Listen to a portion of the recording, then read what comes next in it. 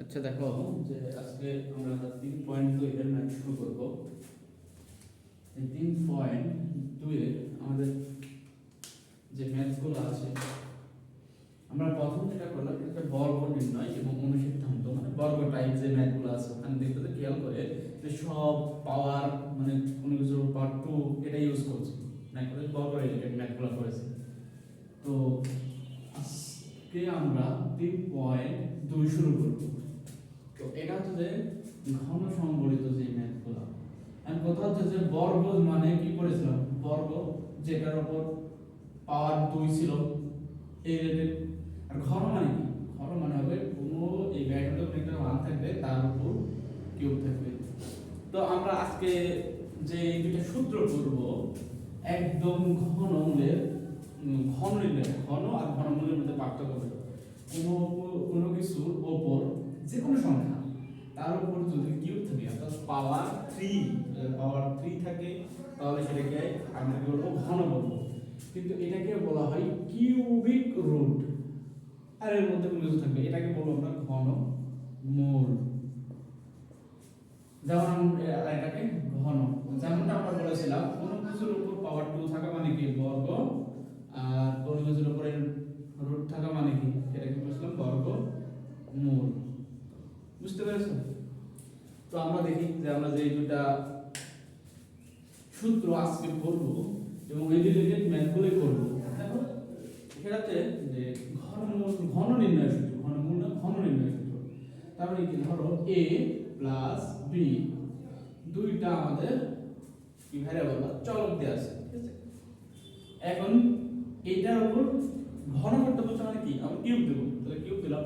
তাহলে a plus b whole cube এর সূত্র আছে, সেই সূত্রটা কি দেখো, a cube plus 3 a square, এই যে a তার উপর স্কয়ার b প্লাস দেখো 3a b square plus b cube.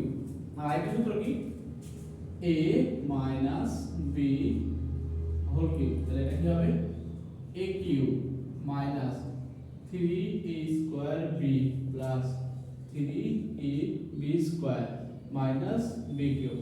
খেয়াল করে দেখো তো এই যে a আর a plus b whole cube আর a মাইনাস b হোল কিউবের শুধুমাত্র এই দুই জায়গাতে আমাদের চিহ্নের পরিবর্তন হচ্ছে, তাই না? খেয়াল করে একটু ভালোভাবে খেয়াল করে দেখো। তাহলে আমরা এবার যেটা দেখব, এই সূত্র আসলে আমাদের কি বোঝাচ্ছে, এই সূত্রগুলো আসছে কিভাবে একটু খেয়াল করে দেখো তো। আমরা বর্গ নির্ণয় সূত্র করেছিলাম a plus b whole square, এটা মানে কি বলো তো, a প্লাস b এটা ডাবল রুট, তার মানে কি এই গুণ আকারে থাকলে আমরা লিখতে পারতাম a plus b whole square. কিন্তু এটাতে সাথে যদি আরেকটা a প্লাস b গুণ থাকতো তাহলে কি লিখতাম a প্লাস b এরপর যদি মানে 1 আছে তাহলে 1 যোগ করলে কি হয় 2, আর 1 এর যোগ করলে কত হয় 2 যোগ 1, তার মানে কি a plus b whole cube, তাই না? তাই দেখো যে এই a plus b whole cube বলো যেটাই বলো আমাদের একদম বেসিক ক্যালকুলেশন থেকে আসছে। তো আমরা খালি একটু বোঝার জন্য তোমাদের জানার জন্য দেখি আসলে এই সূত্রটা যে এই সূত্রের থেকেই আমাদের নিয়ে আসা যায় সেটা একটু খেয়াল করো।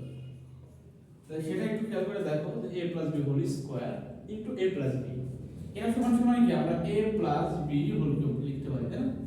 তার মানে এইটাকে আমরা একটু সুন্দর করে লিখি যে a plus b whole cube সমান a plus b whole square into a plus b। তাহলে দেখো তো যে এইটাকে আমরা কি a plus b whole square সূত্র ফেলে দিই, a square plus 2ab plus b square আর এখানে ইনটু a প্লাস b। আমরা কি করেছি যে প্রথম যেটা থাকবে a এই দুইজনের সাথে এই দুইটা মানে ভ্যারিয়েবলের সাথে গুণ যাবে, সেম আবার এও কি এদের দুইজনের সাথে গুণ যাবে, আবার বিও কি এদের দুইজনের সাথে গুণ যাবে। তাহলে আমরা প্রথমত a স্কয়ারটা করব। দেখো প্রথমে যদি আমরা a স্কয়ারটা করি তাহলে কি হবে a square plus 2ab plus b square, এখানে থাকে a প্লাস b। তাহলে দেখো যে আমরা a এর সাথে যদি গুণ করি এই a স্কয়ার দ্বারা আগে গুণ করব, তাহলে a স্কয়ার আর a a square into a, তারপরে কি এর আগেও প্লাস এর আগেও প্লাস, প্লাস প্লাসে প্লাস a স্কয়ার b, তারপরে এর কাজ শেষ। এবার আমরা b এর কাজ করব, ঠিক আছে? তাহলে b এর কাজটা যদি করি তাহলে এর আগেও প্লাস আছে এর আগেও প্লাস আছে, তাহলে কি হলো প্লাসে প্লাসে প্লাস 2ab ইনটু a, এই ইনটু আর গুণ চিহ্ন মতো কি দুটাই গুণ বোঝায়, তাই না? তাহলে দেখো যে 2ab গুণন a, তারপর কি এর আগেও প্লাস এর আগেও প্লাস, প্লাস 2ab গুণন b, তার মানে কি 2ab দ্বারা গুণ করা শেষ। এবার দেখো এই b স্কয়ার দ্বারা এবার গুণ করব এই ব্র্যাকেটকে, তাহলে দেখো এর আগেও প্লাস এর আগেও প্লাস, প্লাসে প্লাসে প্লাস b স্কয়ার গুণন a, প্লাসে প্লাসে এর আগেও প্লাস এর আগেও প্লাস, প্লাসে প্লাসে কি হয় প্লাস, তাহলে কি হবে b কিউব। এবার দেখো এখানে a স্কয়ার a মানে কি, দেখো এইখানে আমাদের কি পার্থক্য, জাস্ট এখানে a স্কয়ার ইনটু a, তাহলে এর উপর কি পাওয়ার কিছু না, 1 আছে, তাহলে আমরা তো জানি যে সেম, এটা যদি কমন নেই এটাকে বলা হয় কি ভিত্তি, ভিত্তি যদি সেম হয় তাহলে পাওয়ার কি হয় যোগ হয়ে যায়, গুণ আকারে থাকলে যোগ হয়ে যায়, ভাগ আকারে থাকলে বিয়োগ হয়ে যায়। যেহেতু এখানে গুণ আকারে আছে তাহলে আমরা কি করব পাওয়ার গুলো যোগ করে দেব। দেখা যাচ্ছে দেখো খেয়াল করো, আমরা ওখানে কি করলাম, আমরা এখানে কি করলাম পাওয়ার গুলো যোগ করে দিলাম, তাই? তাহলে এখানে কত হচ্ছে a এর উপর পাওয়ার কিউব।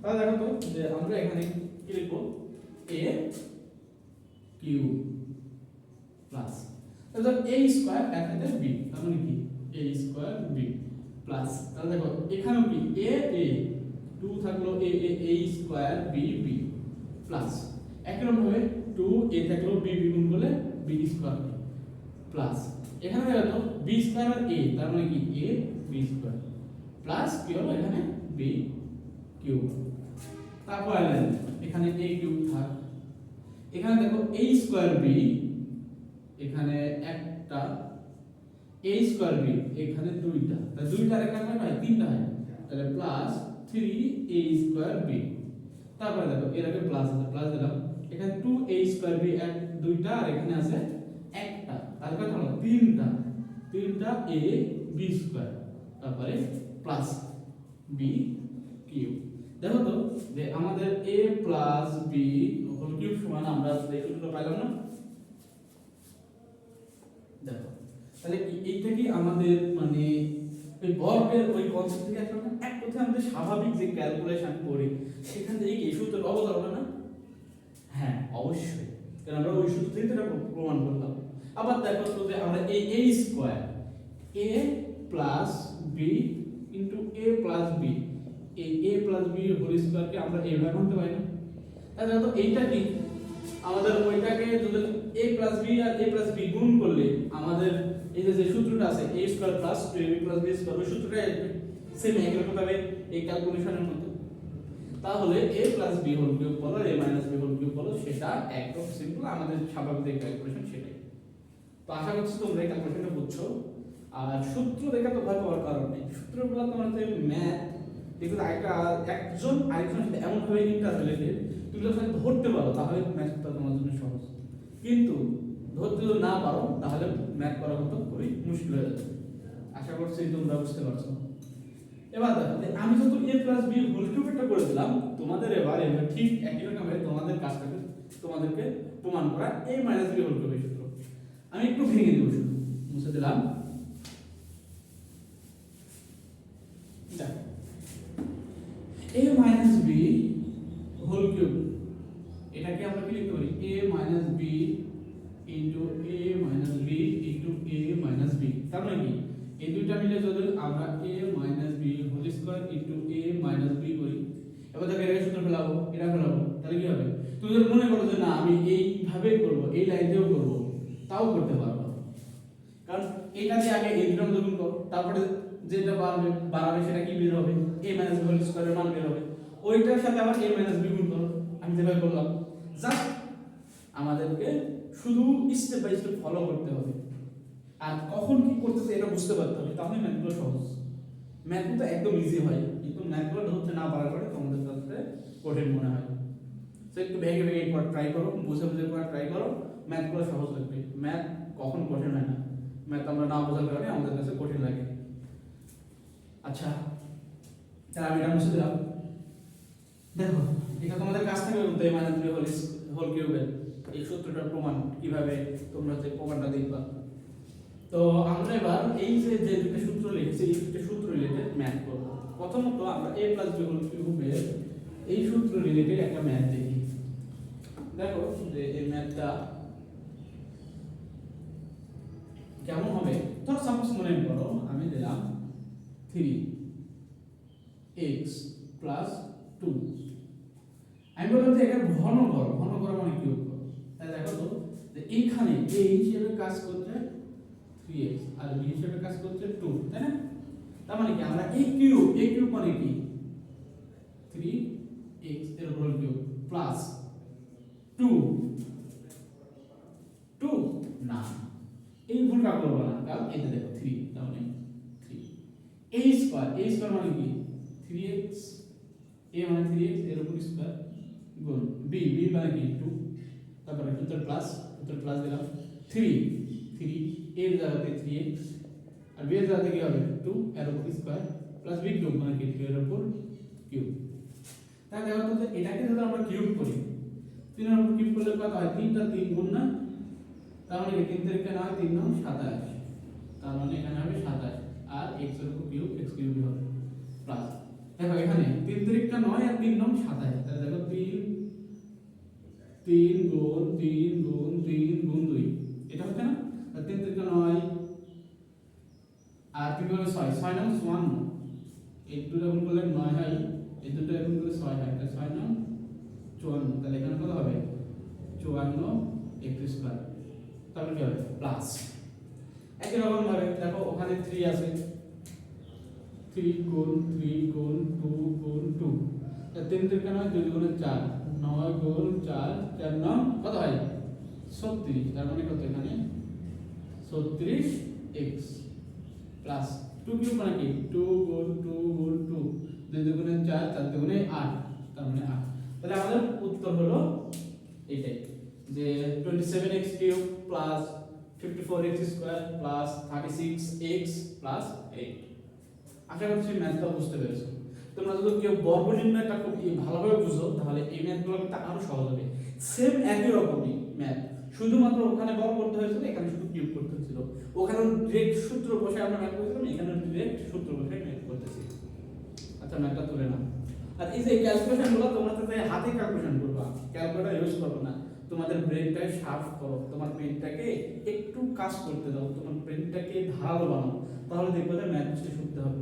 বাট সব সময় ক্যালকুলেটর ডিপেন্ডেন্ট হয়ে গেলে মানে ক্যালকুলেশনগুলো ছোট ছোট ক্যালকুলেশনগুলো তোমরা নিজেরা করতে পারবে না। সো নিজেরা যাতে করতে পারো এই জন্য এখন থেকে প্র্যাকটিসটা করতে থাকো। একদিন হবে না, 2 দিন লাগবে, 3 দিন লাগবে, যে কদিন লাগবে, 1 মাস পরে দেখবা যে তোমার ক্যালকুলেটর আগে তুমি তোমার হচ্ছে ক্যালকুলেশনের অ্যানসারটা বলে দিতে পারছো।